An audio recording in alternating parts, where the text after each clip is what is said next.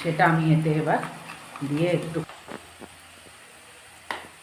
আদা বাটাটা তখন আমি দেখাতে আমার ভুল হয়ে গেছিলো, আদা ছাড়া তো চিকেনে ভালো হবেও না, ওই জন্য এখন আমি এতে 1 চামচ আদা বাটা দিলাম।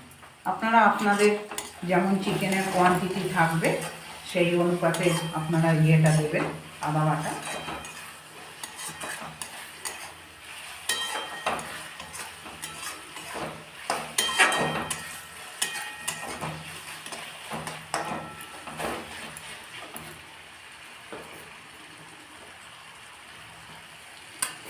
এরপর এতে আমি এই চিকেনগুলো দিয়ে দিচ্ছি।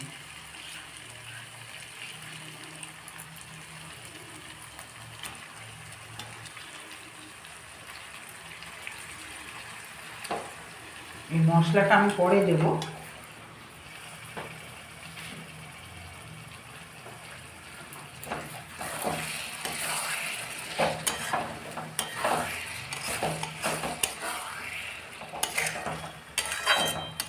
এটা খুব ভালো রান্না হয়, বেশি মশলাও লাগে না।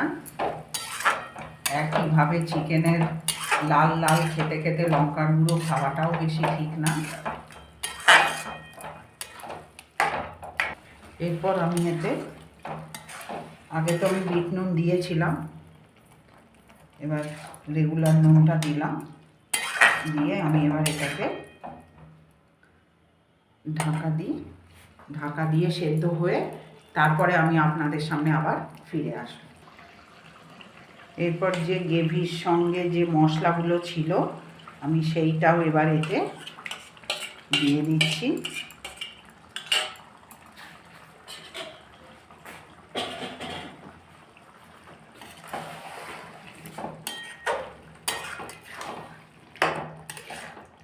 এটা আরও সেদ্ধ হোক, তারপরে আমি আরও কী কী মশলা দিই আপনারা দেখতে থাকুন।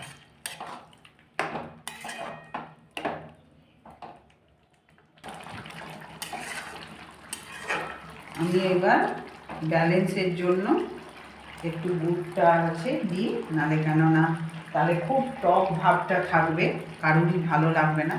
এই ব্যালেন্সের জন্য আমি এখানে গুড় দিলাম। আর আমি যে আফগানি মশলাটা করে রেখেছি, এই আফগানি মশলাটা আমি এবার এতে দিয়ে দিলাম।